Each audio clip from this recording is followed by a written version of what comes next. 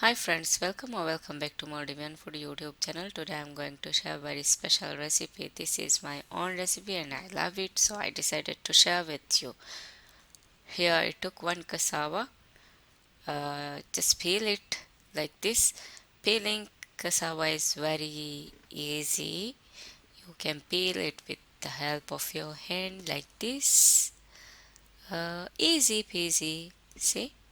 Now time to make slice. I'm making slice, not very thin.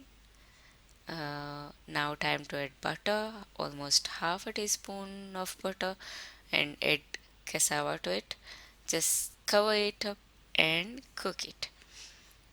When that side is cooked, just simply flip it like this and add uh, half a teaspoon of butter on it and let it cook.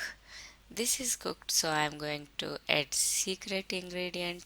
Yeah, that is noodle soup, and one more secret ingredient, that is chaat masala. Add noodle soup and chaat masala on both sides. Serve it with tomato sauce. Thank you for watching. Bye for now. Bye bye.